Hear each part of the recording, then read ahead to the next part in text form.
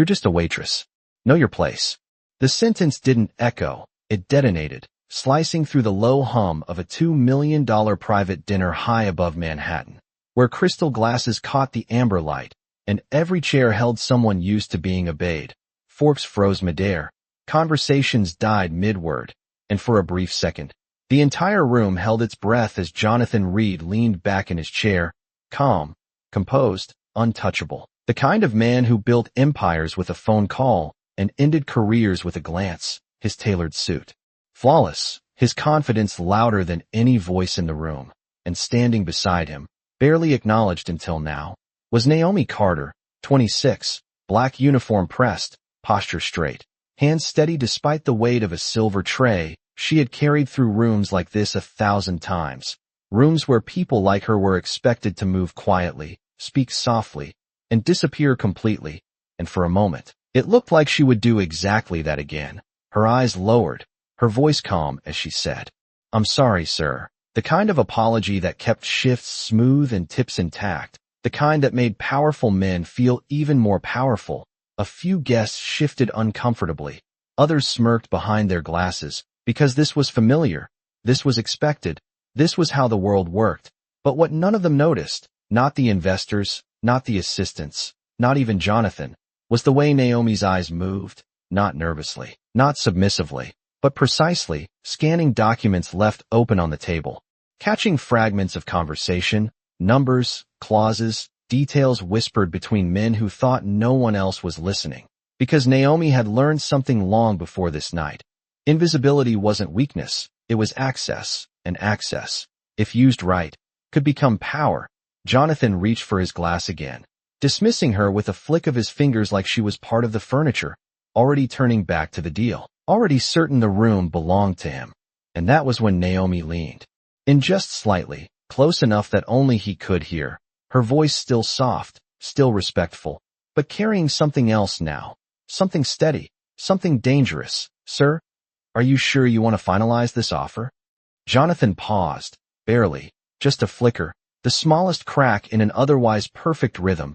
He didn't look at her, not yet, but something in the tone made him hesitate, just for a second, the kind of second that doesn't mean anything until it does, because what he didn't know, what no one in that room knew, was that Naomi Carter had already seen the one detail that could unravel everything. Jonathan Reed did not like hesitation, not in others, and certainly not in himself.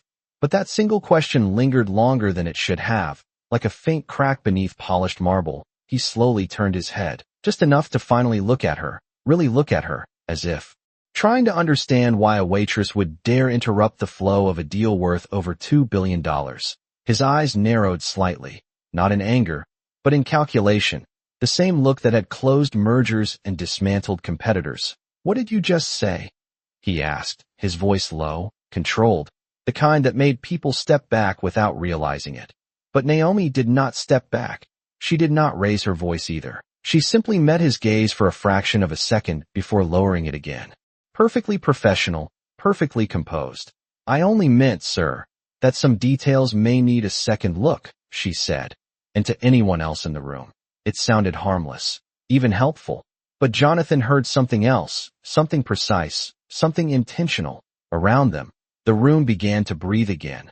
Conversations cautiously resumed. A glass clinked.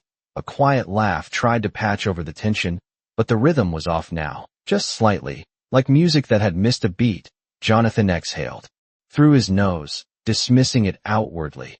Yet his fingers paused on the edge of the contract. The document spread across the table between him and the investors, pages filled with numbers, clauses, signatures waiting to happen. He had reviewed it twice, his legal team 3 times. There was nothing left to question. There never was. And yet, which detail? He asked, almost casually, as if indulging a minor distraction. Naomi did not answer immediately. Instead, she reached forward just enough to adjust a glass that did not need adjusting, her movement smooth, invisible to most, but deliberate, placing her exactly where she needed to be, close enough to the document, close enough to be heard without drawing attention. "Clause 14, sir," she said quietly. The timing condition tied to the overseas subsidiary. Jonathan's jaw tightened almost imperceptibly. Clause 14, he knew every line of that contract. Every word had been negotiated, refined, secured. He leaned forward now, his confidence still intact, but no longer effortless, his eyes scanning the page, landing exactly where she had pointed without pointing. And for the first time that night, he read it not as a formality, but as a question. The room did not notice the shift immediately, but one of the junior analysts did, then another, a subtle chain reaction, eyes drifting toward the table, sensing something had changed. Even if they could not yet name it, Naomi stepped back again, returning to her place beside the table, silent, composed, just another server waiting to be dismissed. But the silence she left behind was different now. Heavier, sharper. Jonathan's finger traced a single line of text. Once, then again, slower this time, and the faintest flicker crossed his expression.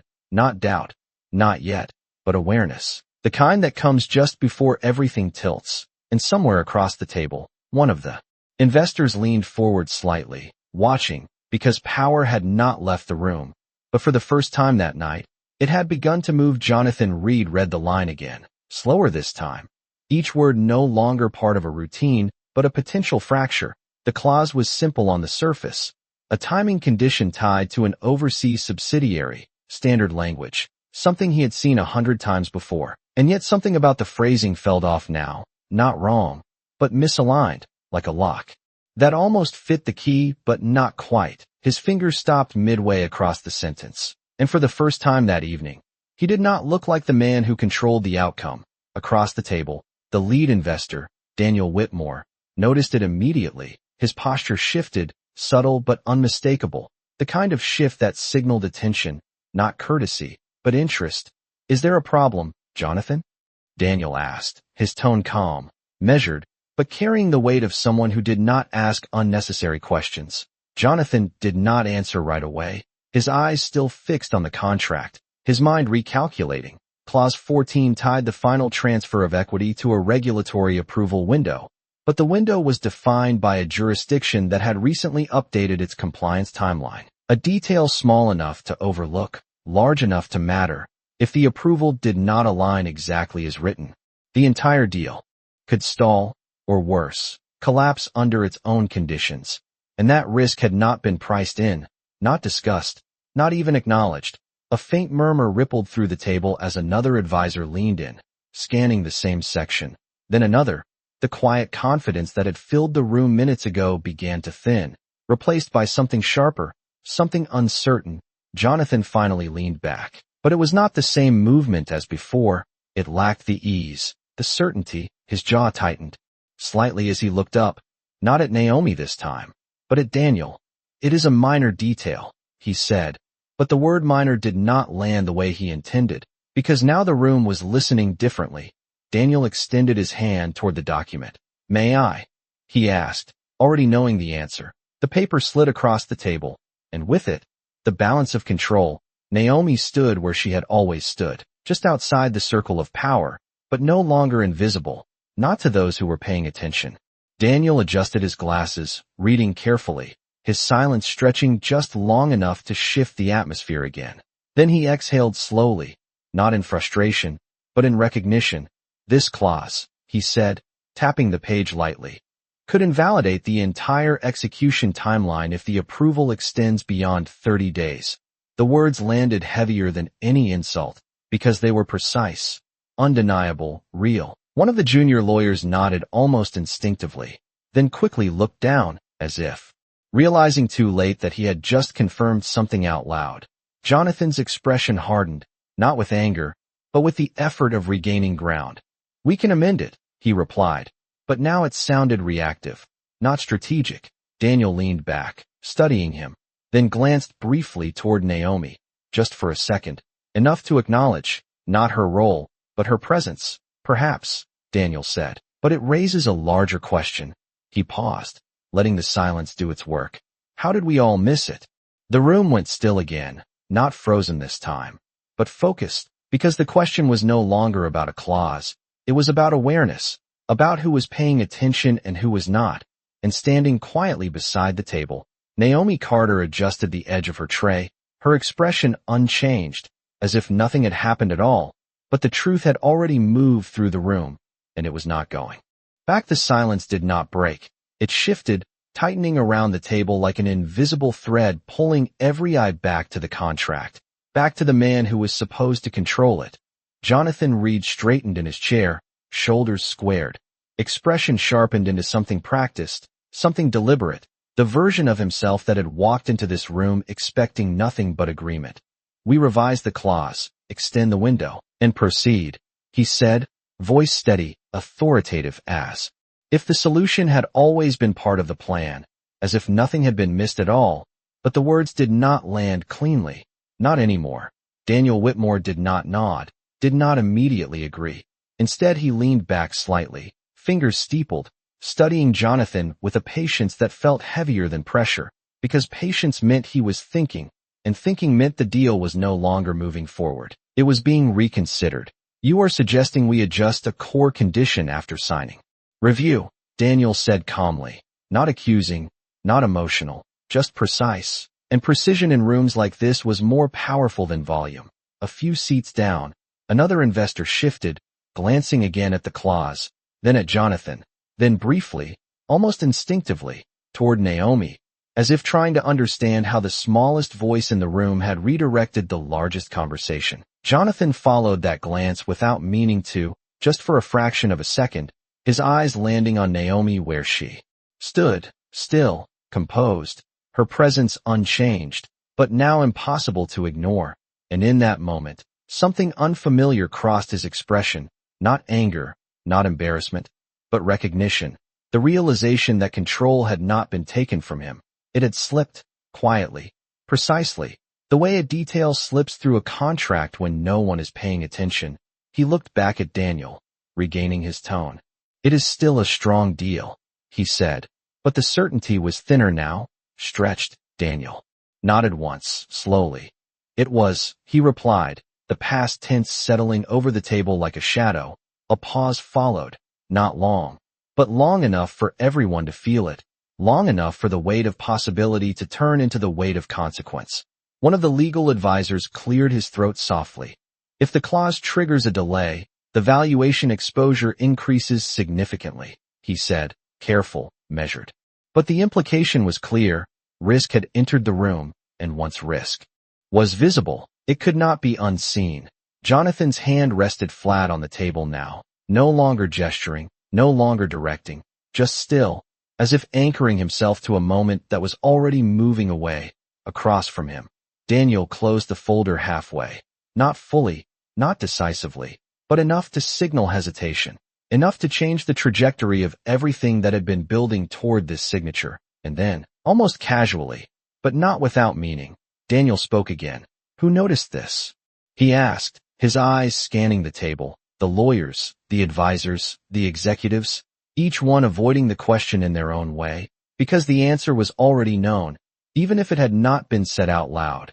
The room did not need confirmation, it needed acknowledgement, and slowly, almost imperceptibly, Daniel's gaze shifted to the side, landing on Naomi Carter, standing with a tray that now felt heavier than anything else in the room. And for the first time that night, no one looked past her. No one dismissed her, because the balance had changed, not loudly, not dramatically, but completely. And Jonathan Reed, the man who had owned the room, sat there in silence, realizing that the smallest voice had just rewritten the outcome. No one spoke immediately, not because there was nothing to say, but because the room was recalibrating, quietly, carefully, like a machine adjusting after a fault it did not expect. Daniel Whitmore's gaze remained on Naomi for a moment longer than necessary.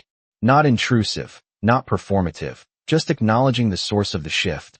Then he looked back at Jonathan Reed, and in that simple movement, the hierarchy in the room rewrote itself, not announced, not voted on, just understood. "Miss," Daniel said, his voice calm, respectful, cutting cleanly through the silence. "Would you mind clarifying what you saw?" The question landed differently than any before it, because it did not dismiss, it invited, and invitations in rooms like this were a form of power. Naomi did not react immediately, not out of hesitation, but out of discipline. She placed the tray gently on a nearby stand, her movements precise, unhurried. the same way she had carried herself all evening. But now every step was visible, every gesture noted. She stepped closer to the table, not into the center, but close enough to be heard without raising her voice. The clause ties execution to a regulatory window that has already been extended beyond the stated timeline, she said, her tone even, clear, not trying to impress, not trying to prove, just stating what was there. If the approval does not align exactly, the equity transfer cannot legally proceed as written. A quiet murmur followed, not confusion this time, but confirmation. One of the attorneys nodded again, slower now, more deliberate, as if aligning his understanding with what had just been said out loud. Jonathan watched her closely, his expression no longer dismissive, but searching, measuring, trying to place her within a framework that made sense, because this version of her did not fit the one he had created moments earlier. "And you are certain?"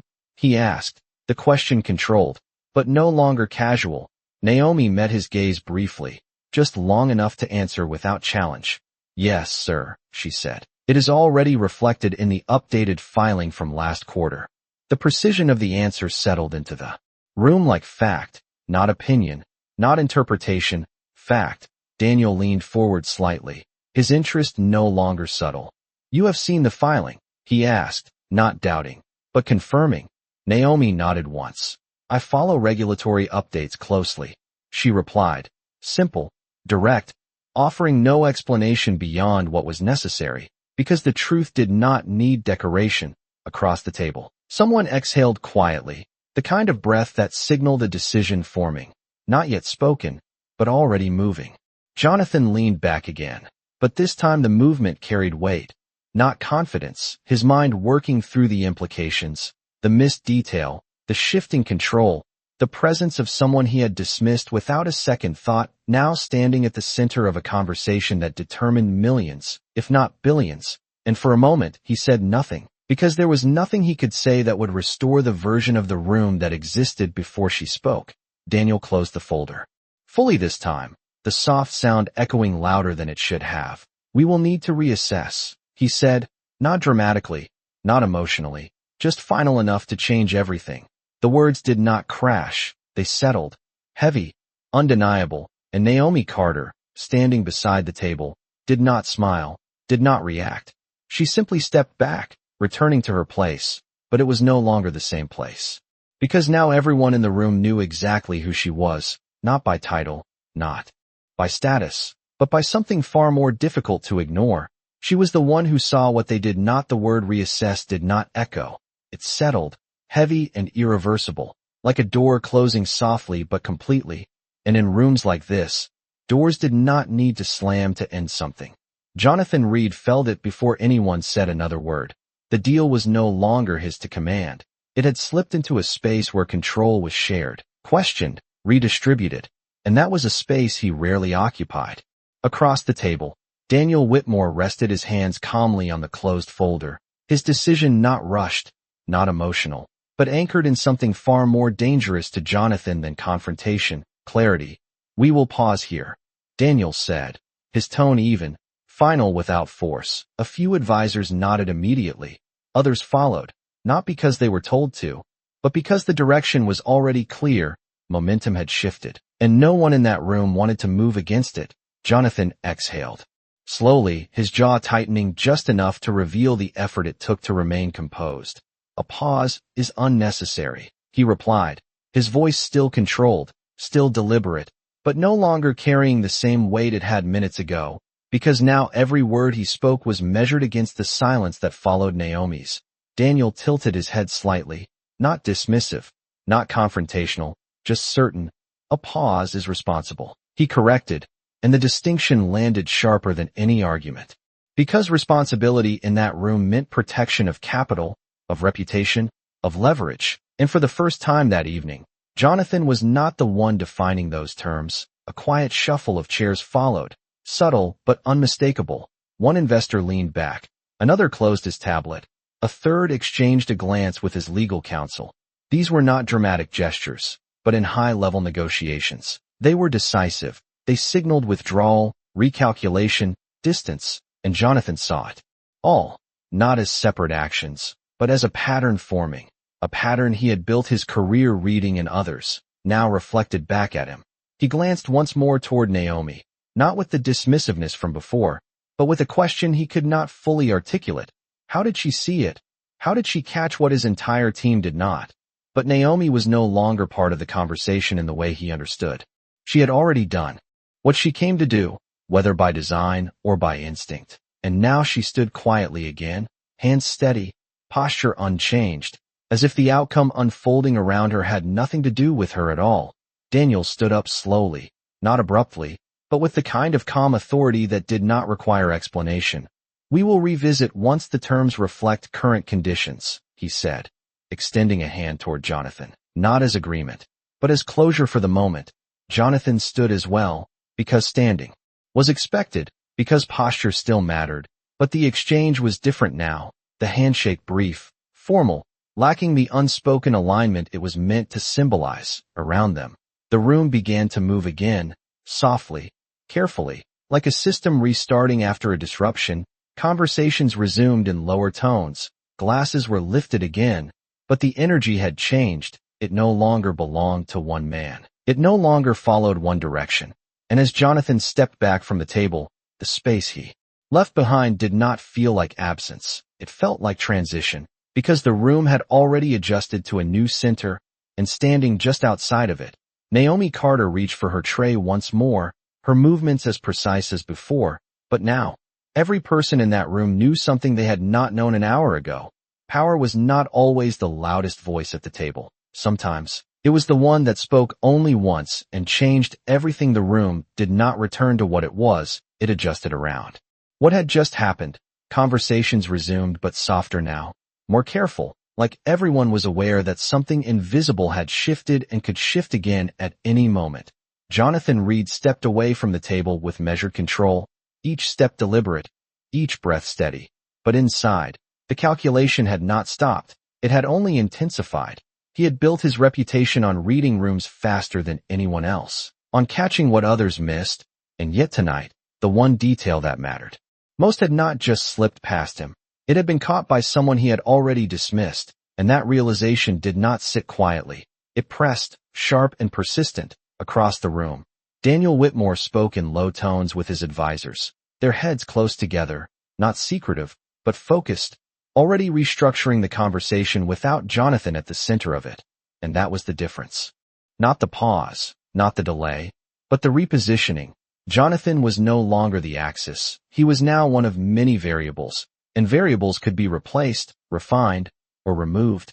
He stopped near the edge of the room, just beyond the immediate circle of influence, where the city lights stretched across the glass walls like a silent reminder of everything he still controlled, everything he had built. But even that view felt slightly different now, less like a confirmation, more like a question. He turned his head, not toward the investors, not toward the contract, but toward Naomi Carter. She was moving again, quiet, efficient, carrying a tray past a group of guests who now stepped aside just a fraction sooner than before, acknowledging her presence in ways they had not minutes ago, subtle, almost unnoticeable, but real. And Jonathan watched her for a moment longer than necessary, not out of curiosity alone, but because he needed to understand, needed to place her within the framework he used to make sense of people. But she did not fit. She was not trying to be seen, not trying to leverage the moment, not even looking in his direction, and that made it harder, because there was no obvious intention to read, no performance to analyze, just quiet certainty. He walked toward her, not quickly, not slowly, just enough to close the distance without drawing attention. "Naomi," he said, her name measured, controlled, but different now, not dismissive, not casual. She paused, turning to face him, her expression calm, unchanged, as if the conversation had always been expected. "Yes, sir," she replied, the same professionalism, the same tone, but now it carried something else, something that no longer placed her beneath him. Jonathan held her gaze for a second, longer than he had allowed himself before. "You read regulatory filings," he said, not as a question, but as a statement he was still trying to confirm in his own mind. Naomi nodded slightly. "Yes, sir," she answered. Simple, direct. Jonathan exhaled quietly, the smallest release of tension. That is not typical for someone in your position, he added, and this time, it was a question, even if it did not sound like one. Naomi's response came without hesitation. I do not limit myself to the position others assign to me, she said, her voice steady, not defensive, not proud, just clear, and for a moment, Jonathan said nothing, because there was nothing in that sentence he could challenge, nothing he could reframe. It simply existed, and it was enough. Across the room, Daniel's voice rose slightly as he addressed the group again, the conversation moving forward without Jonathan's input, and that was the final confirmation. The room had moved on, not permanently, not irreversibly, but enough. Jonathan glanced back once, then returned his attention to Naomi, and in that moment, the power dynamic that had defined the beginning of the night no longer applied, because the man who had once dismissed her now stood there, not in control, not in command, but in understanding that the person he had overlooked was the one who had changed everything. Jonathan Reed stood there for a moment longer than he should have, the weight of the night settling into something quieter, something harder to ignore, because it was no longer about the deal, not entirely. It was about what had been revealed in the space between words, the space he had always believed he controlled. He looked at Naomi again, not as an interruption, not as a variable, but as a fixed point he had failed to see. You changed the trajectory of that room, he said finally, his voice lower now, stripped of performance. Naomi did not respond immediately, not out of hesitation, but because she did not carry the need to fill silence. She simply met his gaze for a brief second, then looked past him, as if the moment did not belong to either of them alone. The room was already moving, she replied, calm, precise. I just pointed to something it was not ready to see. Jonathan let that settle, because it reframed everything. It removed intention, removed ego, left only awareness. And awareness was something he respected, even when it came from a place he had overlooked. Across the room, Daniel Whitmore's voice carried again, steady, composed, outlining next steps with his team, timelines, reassessments, alternatives, the language of forward motion without commitment, the kind that kept options open and leverage intact. And Jonathan knew that tone. He had used it himself countless times, usually from the other side of the table. Now he was hearing it directed around him, not against him, but not with him either, and that distinction mattered more than any direct rejection. He glanced back once more, watching as the conversation continued without pause, without him, and for the first time that night, he did not try to interrupt it, did not try to reclaim it, because he understood something now that he had not before. Control was not always taken. Sometimes it was simply not given. He turned back to Naomi, his expression steady, but changed. You are not just observing, he said, more to himself than to her. Naomi adjusted the edge of her tray slightly, her movements still, measured, still grounded. No one is just observing, she answered. Some people are just not being listened to. The sentence landed quietly, but it carried more weight than anything that had been said earlier, because it did not challenge him, it reflected him, and Jonathan nodded once, not in agreement, not fully, but in acknowledgement, the kind that marked a shift that could not be undone. A server passed behind Naomi, the rhythm of the room continuing around them, but the space between them remained still, as if time had slowed just enough to make the moment clear. If you were in my position, Jonathan said after a pause, his tone controlled but no longer distant, what would you do next? It was a question he rarely asked, not because he lacked curiosity, but because he rarely needed to. Naomi considered it for a second, not long, just enough to answer without rushing. I would listen to the people who saw what I missed, she said, her voice steady. And I would ask why I did not see it sooner. Jonathan held her gaze again, and this time, there was no attempt to measure, no attempt to categorize, just understanding forming where certainty had been. Across the room, Daniel closed another folder, signaling the next phase of the evening, and Jonathan knew that whatever came next would not look like what he had planned, but it would be shaped by what he had learned. And as Naomi stepped back into motion once more, disappearing into the flow of the room that had once overlooked her, Jonathan Reed remained where he was for a second longer, not because he was lost, but because he was recalibrating. And for a man who had built everything on control, that moment of recalibration was not weakness, It was the beginning of something far more difficult. Awareness. The night did not end with applause. It ended with quiet decisions, the kind that never made headlines but reshaped everything that followed. Jonathan Reed did not return to the table immediately. He watched from a distance as the conversation continued without him. Not chaotic, not broken, just redirected. And in that redirection, he saw something clearer than any contract. Power had not disappeared. It had simply found a new balance, one that did not revolve around him alone. Across the room, Daniel announced. It needed to be understood. Jonathan stepped out into the night, the cool air meeting him with a clarity that matched his thoughts. The deal was not lost, not entirely, but it was no longer what it had been, and neither was he, because somewhere between a single sentence and a single detail, something had shifted, something he could not undo and would not ignore. And inside that room, Naomi Carter continued her work, unnoticed by some, seen by others, but unchanged in the way that mattered most. She did not raise her voice. She did not claim the moment. She did not need to, because the truth had already moved through the room, and it carried her with it. And in the quiet space left behind, one lesson remained, steady and undeniable. The people you overlook are often the ones who see everything. And sometimes, all it takes is one voice, spoken at the right moment, to change the direction of power itself.